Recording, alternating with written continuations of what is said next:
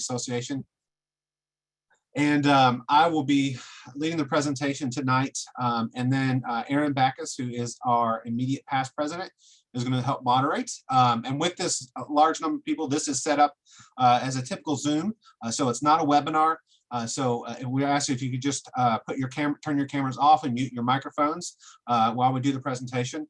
If you have questions, we would ask you put those in the chat, and Aaron will get to those, and we will answer those questions near the end of the presentation. And then we're going to go ahead and get started. So I do want to thank everybody for joining us today or this evening. Today we're going to be talking about credentialing, professional credentialing, and horticultural therapy. I do have a PowerPoint to help guide our conversation, so we'll get started with that. And just a reminder, if you could just mute your microphones and turn off your video cameras, that would be very helpful. Thank you. So again, we've talked about this for several times, or for many years, is professional credentialing. So I just want to give the basis of what that information is, just in case there are any new folks there. But credentialing is a process to designate that a person has met and established standards and criteria set by a governing entity. Often that is a professional organization. So many different professions have credentialing programs. Healthcare organizations do, and that's where we kind of focus on. But other professions also have professional credentialing. So credentialing programs are important for one of the reasons it helps protect the public. It helps establish standards of professional knowledge, skills, and abilities, and the practice of the profession. It utilizes best practice or evidence-based practice. It assures consumers that professionals have met standards of practice. It meets the needs of employers, practitioners, the public, individuals with specific to identify individuals who have specific knowledge and skills. It also helps us to illustrate our professional identity. And credentialing is a volunteer process which the governing entity grants recognition and use of a credential to an individual. So these are some basic information I think we've discussed over the years in different publications and presentations today. We are going to talk more about specifically the job analysis a little bit, and then the future of credentialing as an organization and as a profession. When we're talking about credentialing, it's also important to note that credentialing, it takes more than just simply having those letters beside your name. And it's obviously, we know the amount of work to get the coursework and internship, and that process to become credentialed is very lengthy. But there's also aspects of marketing the value of that credential. It helps us with recognition within the healthcare community, recognition with the general population. So when we're thinking about that, we also need to realize that, or ask the question is, whose responsibility is it to market the credential? And obviously that first comes with professional associations, being able to market and establish the importance of a credential. I am HGR, but I'm also a CTRS. And one of the things that from CTRS background that I have is, with the professional association, is that group puts effort into marketing the credential and saying that CTRSs are the preferred provider. And so they use that marketing to illustrate to employers, healthcare entities, and other groups that credential is important. But it's also, as individuals, that's one of our responsibilities too. A good example, I received my master's degree and then took and got a job. And one of the things with that first position that I had is in my interview on my resume, it discussed what recreational therapy was. And then also that I was sitting to take the exam. That element in sharing that was helpful. It helped me in getting my position. And so during as an individual, that's some of the things we need to do, is we need to be able to talk to our employers, others around us, we need to understand what the credential is and the importance of it, but also share that with others. And so the organization I used to work for did not know what CTRSs were, but with the position that was out there, basically I was able to tell them and help illustrate that my experience was the best. I was the best candidate because of that training that I had. And with horticultural therapy, same thing. We as professionals, as we go out and apply for jobs, we need to know how to be sure that we highlight that training and education to show that we are individuals that are qualified for positions and that we can do a better job than others out there. So there are different types of professional credentials. These are three. One is professional registration, another is certification, and then licensure. In professional credentials, there's different elements. And so those elements include formal education, so college degree, college level coursework, a certificate, hands-on practical training, such as a practicum, internships, clinicals, apprenticeships. Practicums are often in professions that are sort of like shorter internships given during the course of someone's college career. They take the practicums, get more practical hands-on experience as they go. An internship is usually often the capstone or the final thing they do before graduating. And then in other healthcare professions, clinicals, working in clinical settings, or apprenticeships might be other types of hands-on practical training. Another element is examination. And so this is what we're kind of talking a little bit more detail tonight about. And so typically it's a national exam developed using best practices. The exam is utilized valid and reliable methods for creating the questions, and that helps further validate the information and the professional credential. And then finally, another element is continuing education and recertification. So this includes continuing education, or you may have heard a CEU, continuing education unit. And a lot of professions that is the recertification process is every 5 to 10 years. So professional registration, it designates that the attainment of a basic level of competence achieved through education and training. Usually it's the first level entry into a profession. Our current system is professional registration, and we're going to talk a little bit about that in just a minute.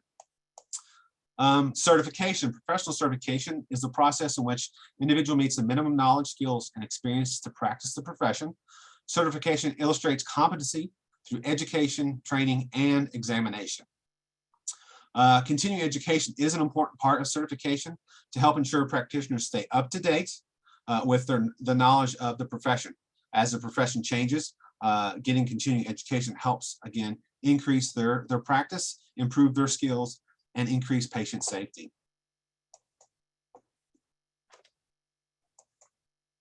So again, we've talked about this also, so I just want to briefly go over this again. And so we've got some terms, certificate versus certification. And I just want to make sure we're clear and clarify that. Certificate programs is a training program on a topic, and the participants receive a certificate after completing it. We have currently accredited certificate programs through AHTA, and those programs provide horticultural therapy education. However, there's a difference between that and certification. So one who completes a professional certificate program is a certificate holder. That credential is usually not granted at the completion of that certificate program. Certification means that the individual has taken education components and some type of internship or hands-on, and also completed an examination. So just a few things to look at this, comparing it. So current professional registration really includes education, an internship, supervised internship, application. At this time, it doesn't necessarily require an examination or continuing education. This credential is not necessarily time limited versus the certification, which does require the examination and continuing education, and it's also time limited.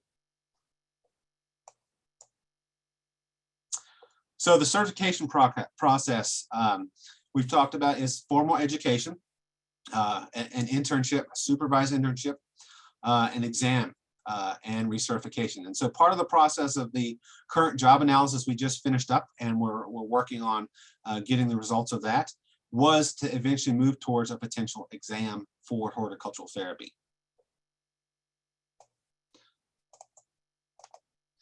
So we talked about recertification, and that's every so often, every so many years, the profession will require you to get so many hours of continuing education or take an exam again. So these are some examples of other professions: music therapy and their credential, art therapy, recreational therapy, occupational therapy, and then also included activity professionals. And so most of these certifications for music, art, and recreational therapy is about every 5 years. Occupational therapy is every 3 years, and then activity professionals is every 2 years. And so why do they have these different time lengths of certification? Some groups that have certification may be up to 10 years.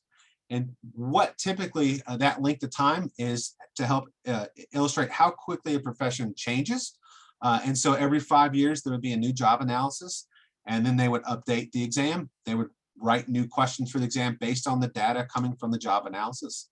And so the occupational therapy group, as they developed their exams, had some kind of steering committee that decided, based on the evidence that they had and information they had, that every 3 years was the time length that they wanted to have for their recertification. In our job analysis, we asked a question about that. Again, that question was developed through a process, and I'll talk a little bit in the details of how that process came about as we go throughout. So licensure, some of you may be aware of licensure. So this is something that's enacted at each state level. It's a higher level of professional oversight above professional registration and certification. And in each state, legislation is required to develop licensure for that profession. Some examples are recreational therapy has licensure, but only in a few states. North Carolina, Utah are a couple of those states. So if we wanted to have licensure, it would be an additional element of work, which would require advocacy at state level saying we need licensure. Licensure tends to be something that a lot of insurance companies look for when they're talking about who's qualified for certain elements. But licensure doesn't necessarily mean that we don't necessarily need to pursue licensure necessarily at this time. It would be a much longer process. And like I said, rec therapy, the other profession that I'm part of, does not have licensure every state. Some other healthcare professions do have licensure every state. So credentialing and AHTA. So, right now our current professional credential system is currently horticultural therapist registered, or HTR short.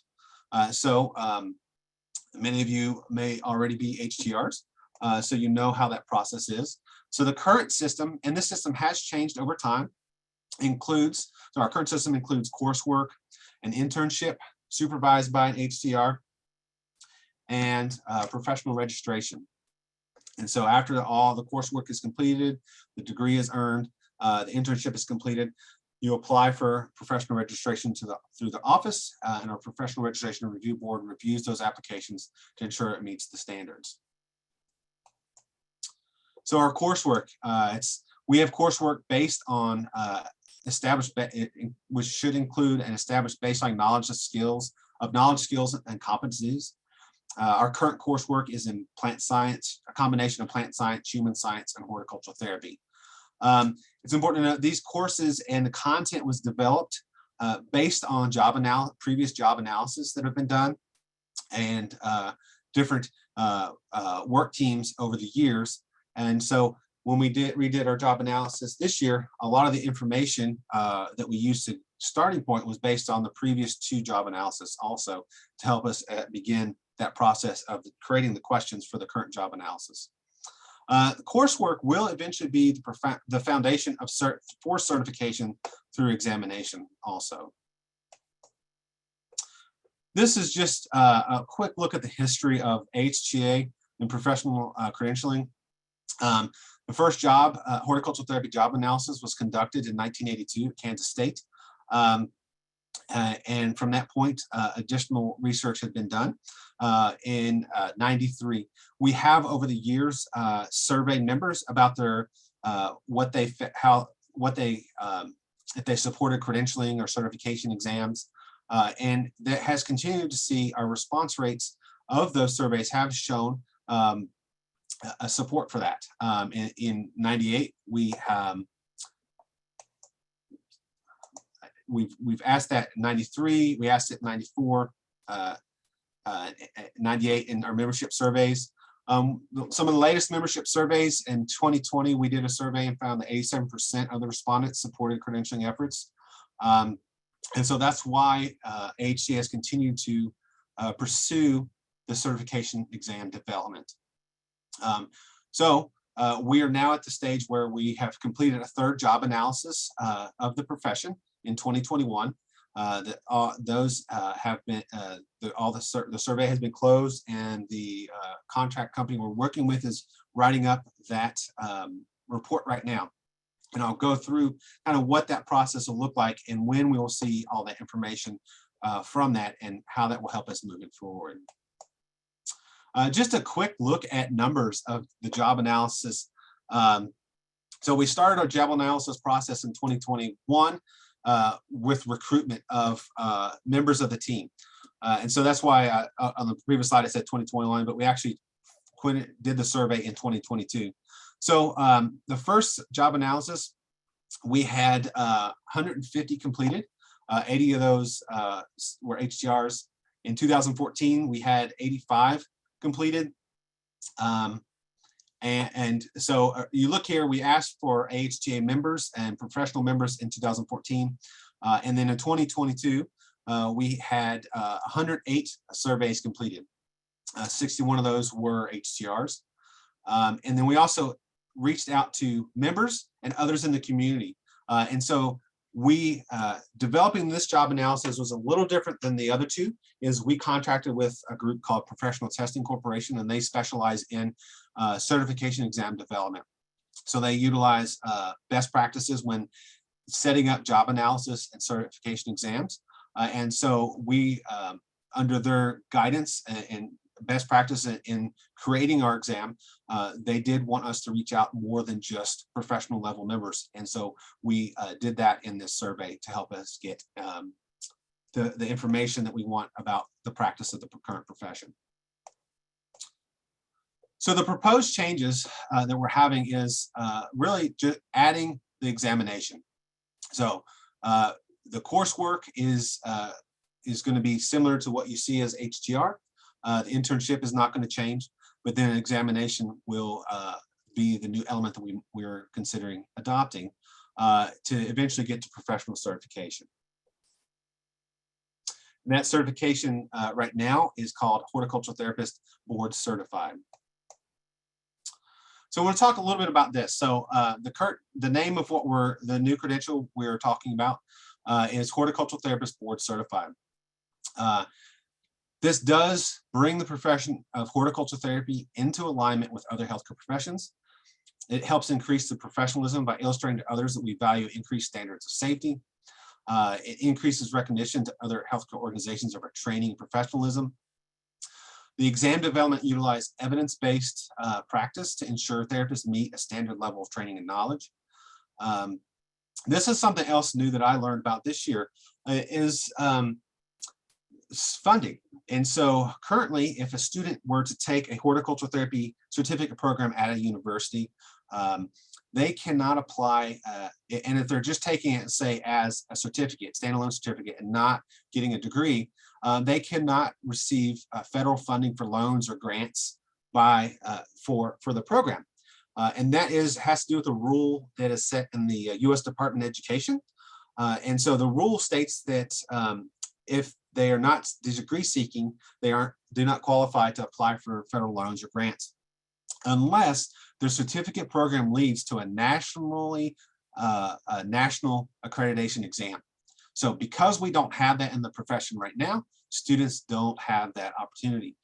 By developing a professional exam for horticultural therapy and implementing that, students that take our certificate programs would then be able to apply for federal funding for loans and grants to help support their college cost for the credit. And so that's kind of important funding and financial issue for students in the future when we move towards a certification exam.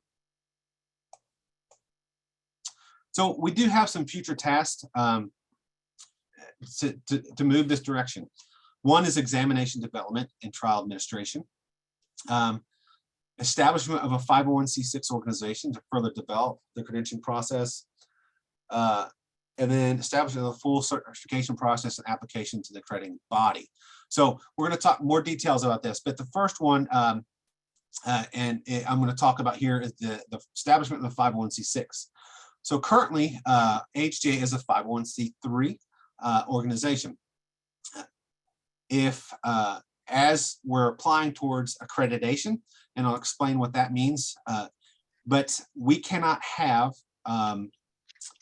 we are not able to have, we want to separate the 501c3 AHTA, the professional organization, from the credentialing organization. That helps reduce potential bias, and it separates the exam from the other professional association. You see that in other professions, in recreational therapy, occupational therapy. They have professional associations, and then they have their certifying body.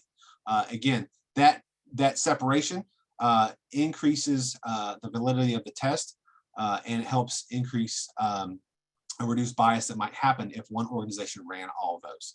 So that would require creating of another organization.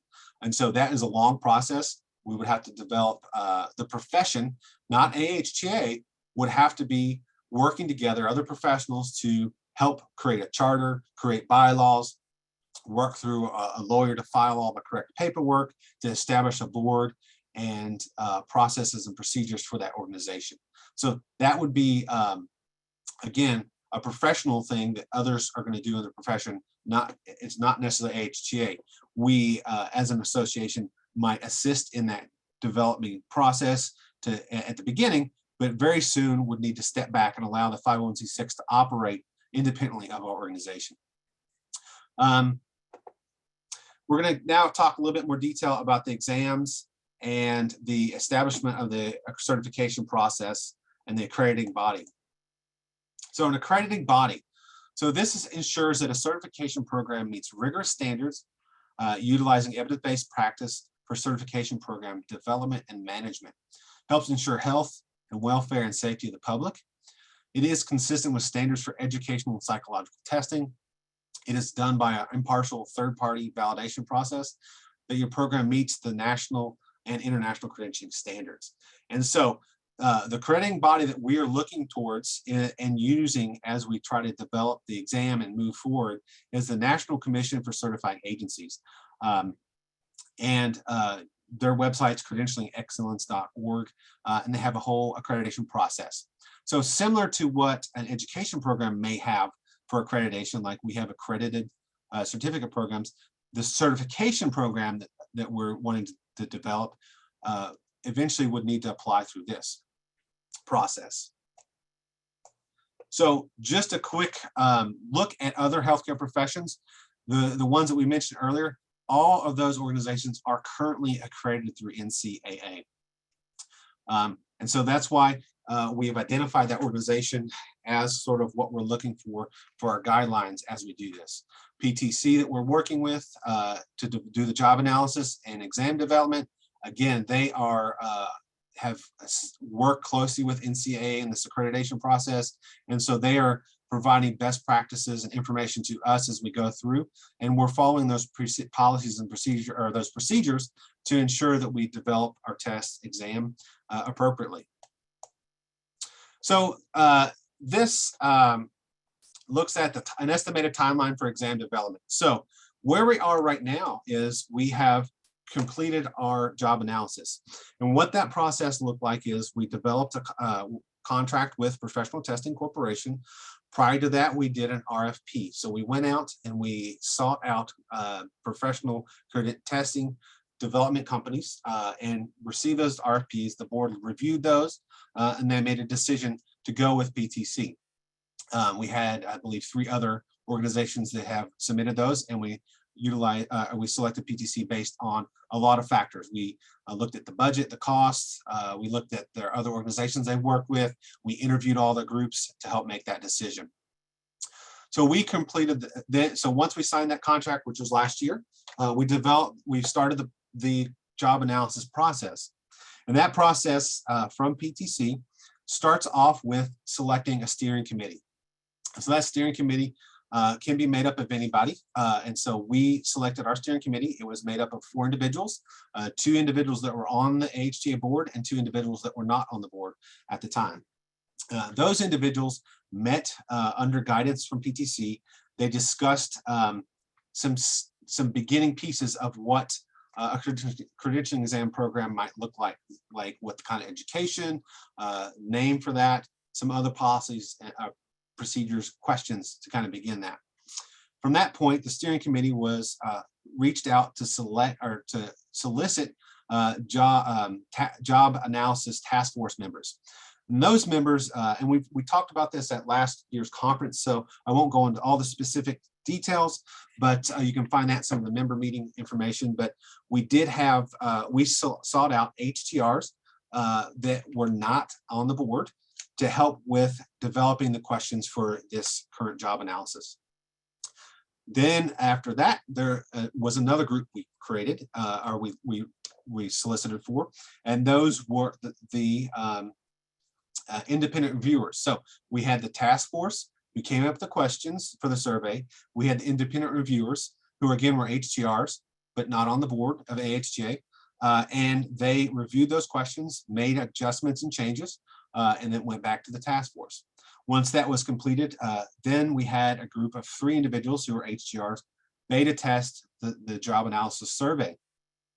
And then finally, once those comments from the beta testing came back, the task force made potentially other changes, and we had the job analysis we launched in April, May of this year. So that's that process. And so again, it's not just a few individuals that have been involved with this process, but many individuals have been involved. So now we have our report draft is nearing completion. So the task force met again, reviewed that draft, looked at the comments, looked at other things, answered some questions by PTC, and then PTC has taken that information. They're going to provide a draft to the steering committee. They will then review it and make some potential changes based on suggestions from the task force and the results. And then they will eventually approve that draft. Once that happens, the board will then look at the draft and also just approve that. And that will kind of finalize our job analysis. So our goal is to have that done and have that final report before the conference. We are actually going to have a session on the last day of the conference in September that Lana Dreyfus will be presenting the results of that job analysis for folks that are able to attend. From there, this is just a timeline that they gave us. And some other steps are going to need to be is developing the candidate handbook, exam development, and then eventually administering the first exam. So if we go with this timeline, it could be as early as fall 2023 or spring 2024. However, it could be later depending on how things happen. Our job analysis was delayed a little bit because of recruiting members for the task force, the independent reviewers, and the beta tester. So it takes time to recruit people. We have to communicate with our members. We have to get them, have them, submit their credentials and their experience, and then get approved. So that will take some time, because one of those next steps is we'll have to be searching for sometime this fall, begin looking for what they call subject matter experts. And those individuals will help write the questions for the exam.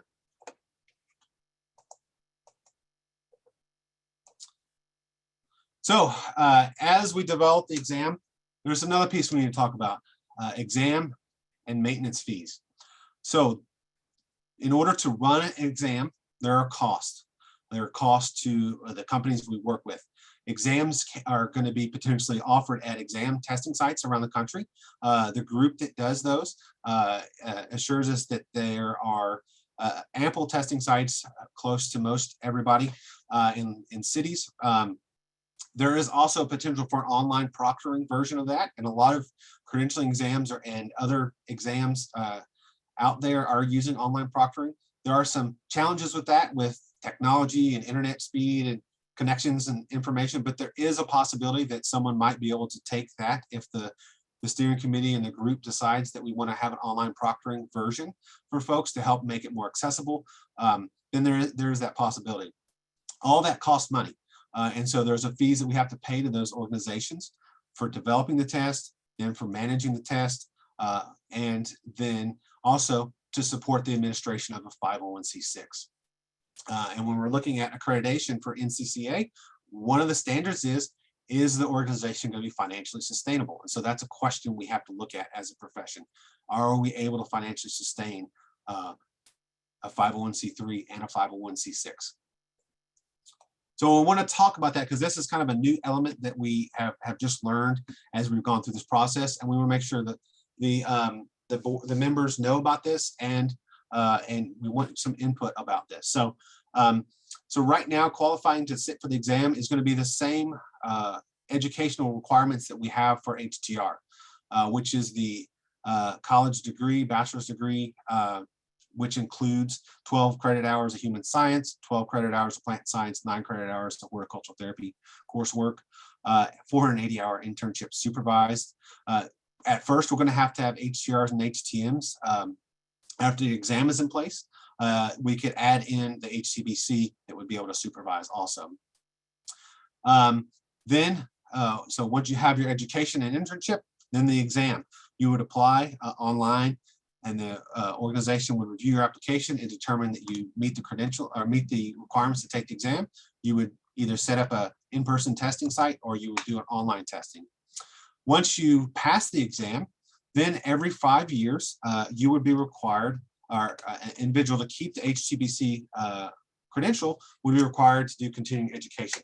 And so this is something that is new to HTR, or the horticultural therapy profession, and AHTA. We don't have continuing education right now. And so I know in some of the open comments, there was questions about that. So I want to talk a little bit about that process. So that's 50 hours of continuing education. That is not 50 college credit hours. And we know that college credit hours is much longer much different than just 50 seat hours. And so another concern that was raised, dealt with, where are we going to get those things? So right now, our HTA's credentialing work team is working on a handbook for continuing education and renewal, which outlines more of that detail. So that draft is not complete yet. We hope to complete that soon. But basically, what we're going to have is certain groups that we will have some approved groups that you could go to get training. Could be attending our conference. It could be attending other regional group conferences. It could be taking coursework or classes or trainings through extension service programs. And so those are some of the things we're exploring, and we're making sure we iron all those specific details out so it's clear and for folks. And it's not going to just be you're going to have to get 50 hours from attending HTA's conference. I would love for everybody to be at the conference, but that doesn't always happen based on budgets and travel and time. So there's going to be other ways. Good example, as a CTRS, I do not have to get my CEUs or continuing education credit from the American Therapeutic Recreation Association. So I can go to any professional healthcare conference as long as it meets the knowledge domains of the profession. So things like assessment. So if I go to an occupational therapy conference and they have a session on assessment for 1.5 hours, that would count as 1.5 hours of professional continuing education for me for CTRS, and the same would be for that. So you can even look at other healthcare professions and see that if they meet the requirements based on that. And so that's going to be, again, those details will be in that packet once we finish that, but it's going to be something that it's not going to be, it'll be easy to find these things, and we're going to provide resources to help ensure that folks are able to do that continuing education.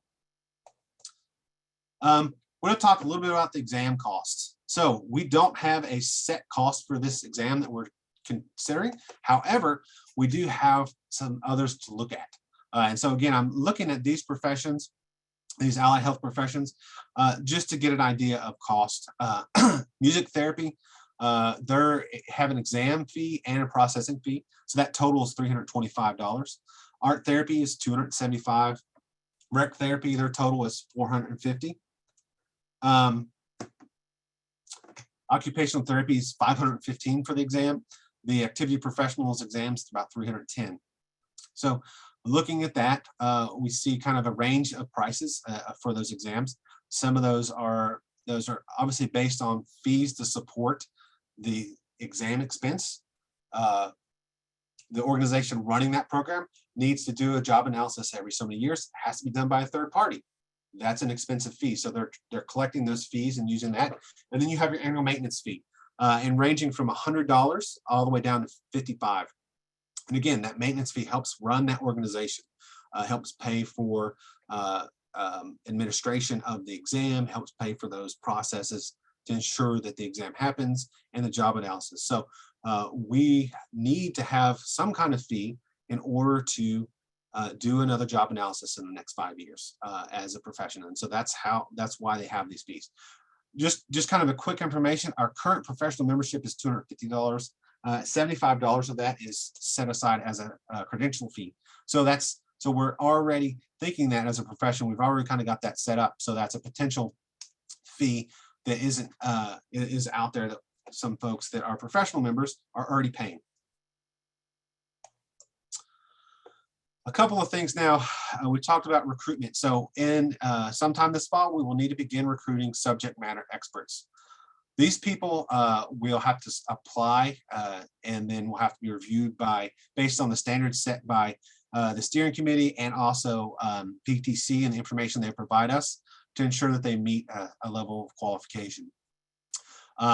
These people will develop the exam questions based on the results from the job analysis. So it's kind of hard to describe that because we don't have those results for you to view yet. But example, they talk about knowledge domains, and so some of the things we talk about, and you'll see this in other professions. For instance, it could be assessment. That might be one thing. It could be horticulture management.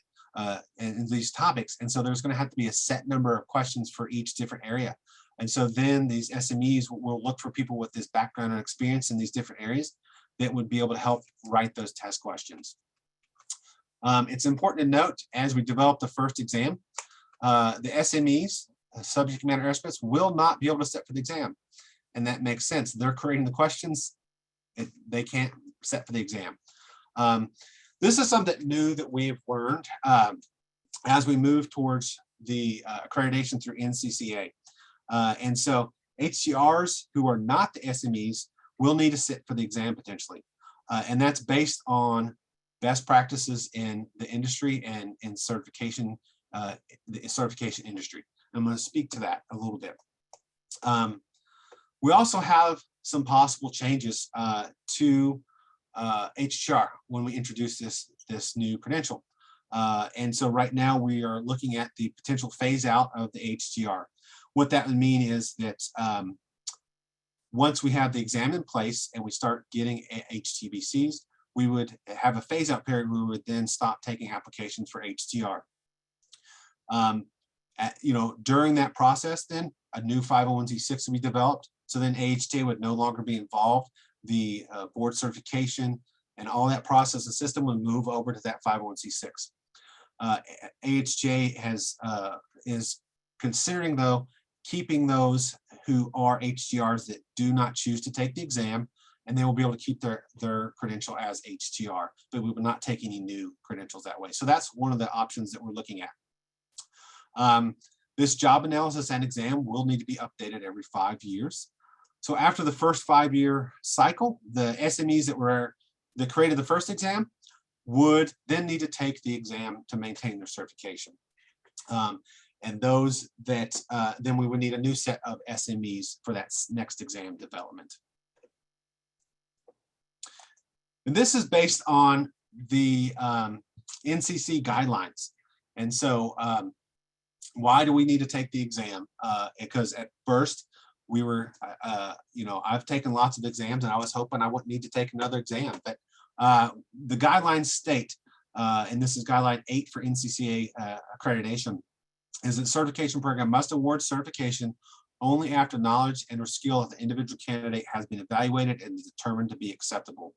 So, and this further states that any procedure for granting a credential in the absence of evaluating the knowledge or skills is not permitted once the program has applied for accreditation. However, if the program granted certification to any certificates without requiring them to meet the exam requirement, it must provide a rationale for explaining how it evaluated and found sufficient those individuals' knowledge and or skills.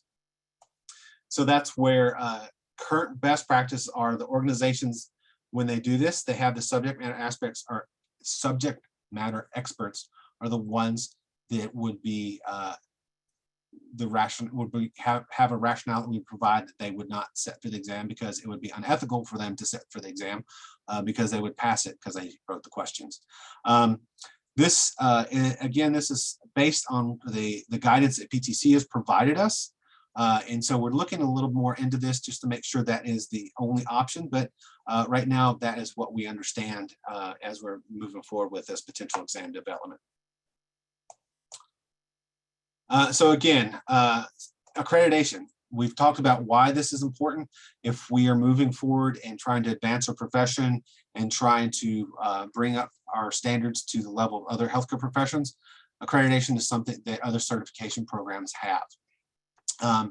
So for the NCCA accreditation, we would need to apply for accreditation 1 year after administration of the exam, or 500 candidates have been assessed. So I think that's an either or option. So we would decide when that would be, of when we would want that to happen.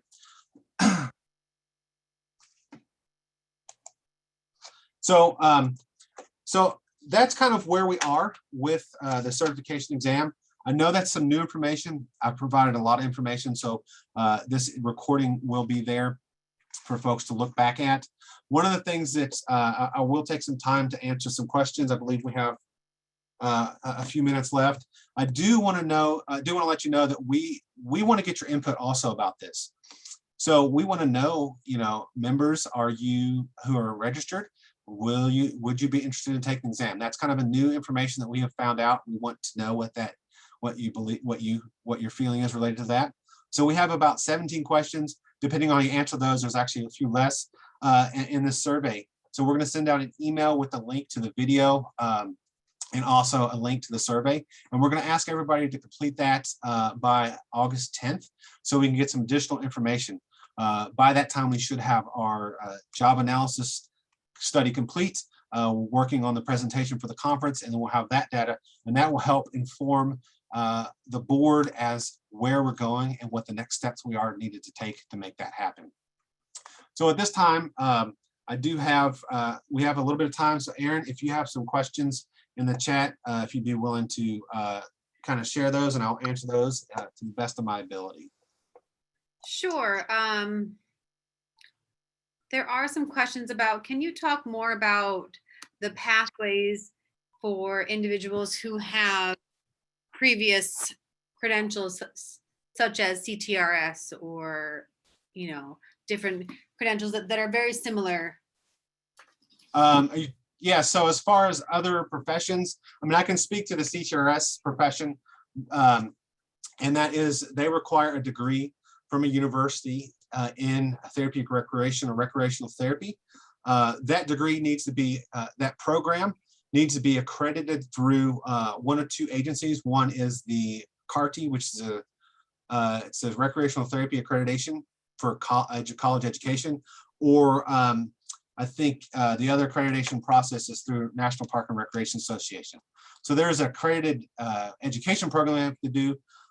So by completing a degree, a bachelor's, which is the minimum through there, that then allows you meet the requirements of the internship and all the coursework by getting that degree. And so once you have all that done, you would apply to NCTRC and show you have all the coursework. They have some specific courses that they list in there, very similar to ours. Human science coursework that I had to take. All the human science coursework I took for my CTRS is the same human science coursework I needed to take for professional registration for HTR. The CTRS also required specific recreational therapy coursework that we had to take and document that we took that.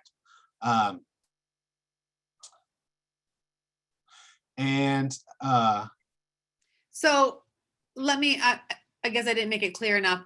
If you read in the comments as well, Derek, and in the Yes. chat, asking more about coursework and like internships when it comes to pathways for CTRS to become an HTR and also like an HTBC.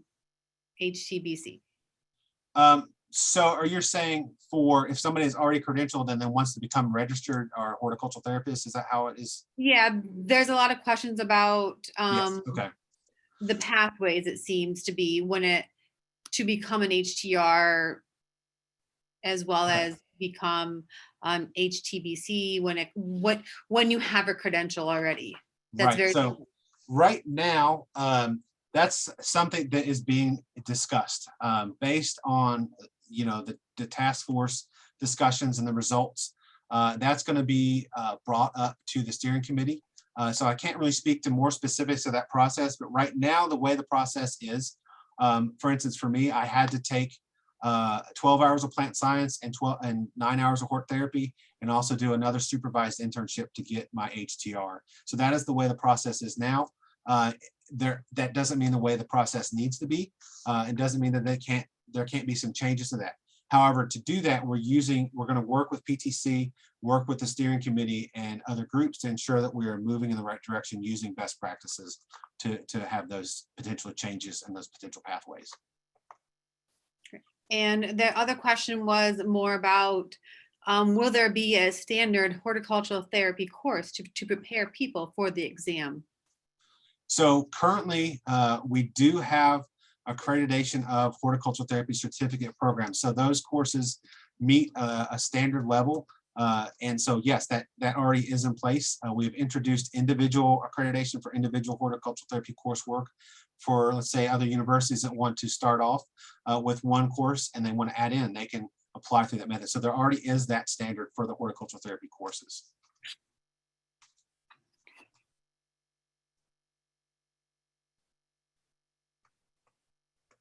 And I believe I got to those questions, or Derek also got to questions while he was doing his presentation.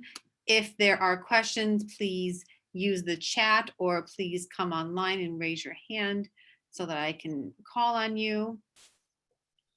I think I saw, so I do want to address Rebecca's comment because I did see that. So about grandfathering. And so that is exactly what I thought also, Rebecca. This component about everybody needing to take the exam has come from PTC.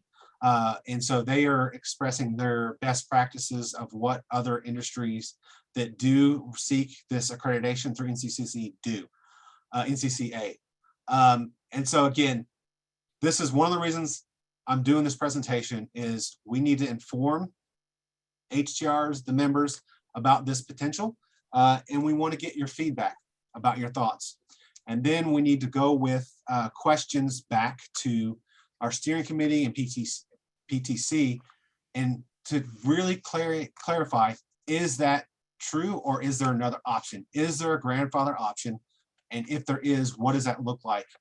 Because I agree with you, Rebecca. And, you know, that was kind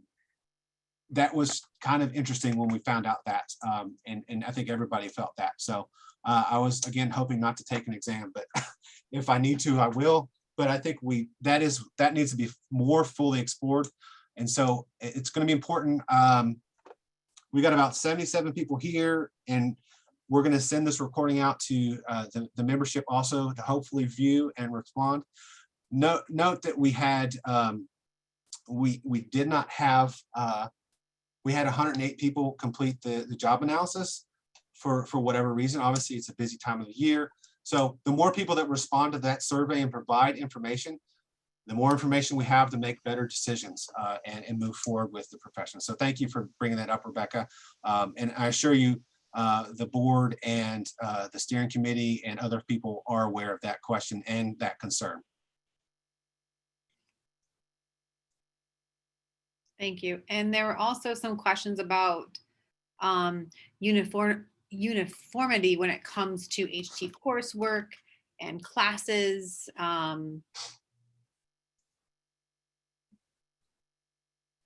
more about the standards of the HORT program. So a lot more questions about the classes and uniformity of them. So as far as the horticulture therapy coursework, we have that accreditation process in place. So that is the process to standardize those. I'm not sure, are they asking more about the horticulture courses? I know that has and plant science courses. That's what it reads more about, standards of the HORT program to prepare for the exam. Right. And so that is, we don't accredit horticulture or plant science courses at this time. We don't have that process. So that is a question we need to think about. And, you know, how do we do that? And because we don't have I believe there are not any horticultural therapies focused majors anymore. Maybe there are a few out there, but at the beginning, at one time there were. And certainly one of the things that makes it easy for CTRSs is they have a degree. You get the degree from an accredited program. So we accredit just the horticultural therapy horticultural therapy coursework now, and we don't accredit the other things. And so that is a challenge, and that's something we need to continue looking at of how we go about that to make sure it's standardized. Yeah, it seems that we have a lot of questions on coursework and how to get it, and will it qualify, things like that. So maybe that we can answer those, because it is 8:25. I don't, you know, Sure. just let you know. Maybe Correct. we can do a separate community meeting about that, or answer it more specifically in other ways. Yes, are there any specific questions, I guess?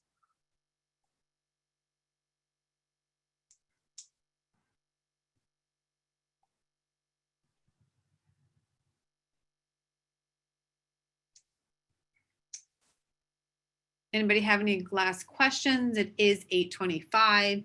You can definitely come on and ask, or write it in the chat if you're comfortable with that. And if you have other questions, please email the office, and I'll work on answering those as best as possible. The office's email is info@ahta.org.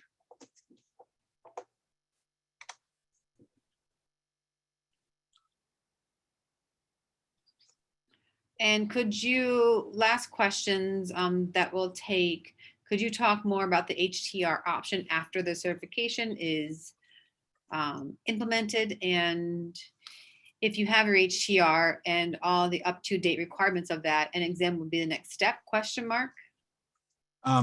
Repeat that one more time, Erin, I'm sorry. They're just confirming that, you know, like, again, I think the same question that Rebecca was asking, that like we still need to kind of look at, is that if you have your HTR, would you have to sit for the exam? Yeah, so Step. PTC, the company we've contracted is saying we have to. And I see Rebecca's comments, and let me tell you, people I'm working with in that are HRs are also talking about this.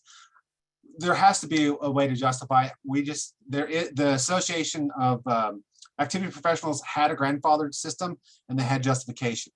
So that is something that we need to look into before we step forward with this and move in that direction. And so that's one of the things that might delay this exam development further, a little bit further out because of that. And I agree with that. And I do feel like others on the board have also expressed that concern. So that is a good point.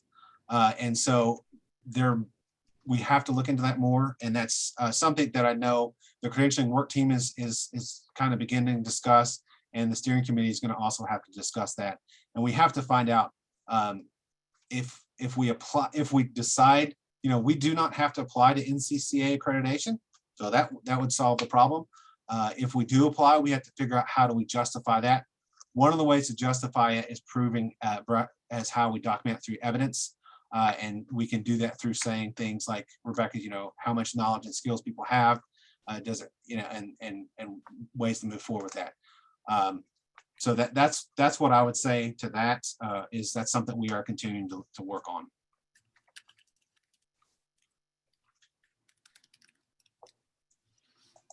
So if you answer the survey, there is a question about that. And I need everybody that can to answer that survey, so we have that information, so we have that to help back the decisions that we need to make. And is the email going to be sent, just to clarify, is going to be sent, or is it here in the chat for us?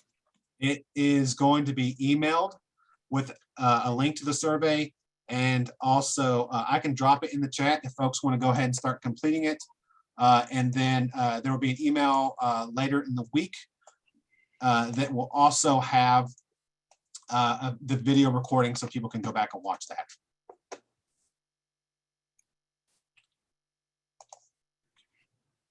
Just 1 second. Mhm.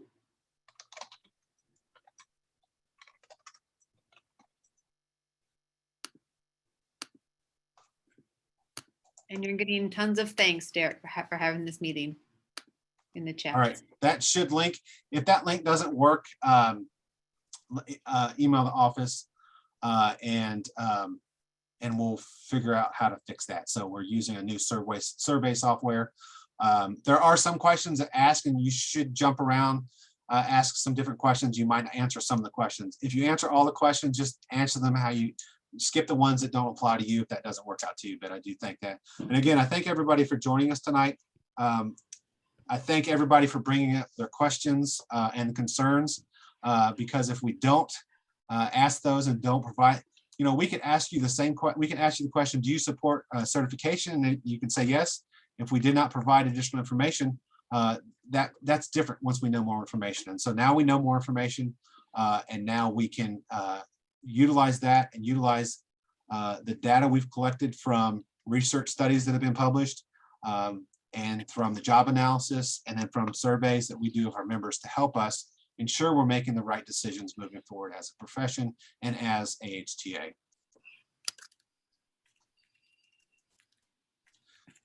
And I look forward to hopefully seeing as many of you as possible at the conference in September also. Yeah, Derek, this is Dr. Jaishankar Swami. Yes. Yeah, is it audible to you? I'm sorry? Is it audible to you? Can you hear me? Can you hear yes. me? Yeah, yes. This is Dr. Jaishankar Swami from India. Uh-huh. Okay, so but in your course means what? In your course, what are the different syllabus that you are covering in horticulture therapy? Because you have listed that some music therapy also you have included, and art therapy and recreational therapy and occupation therapy. So what about the horticulture therapy? Because what is included in horticulture therapy? Is there any relation between the plants and as well as the music therapy? Well, as far as that concerned about what's in the course content, you can go to ahta.org and look at the professional accredited certificate programs to get those details. So we weren't necessarily discussing how the different professions work together. CTRSs do use gardening a lot as a leisure activity as part of the program. I'm not quite sure about music therapy or other professions. Okay, thank you. Thank you very much. Okay.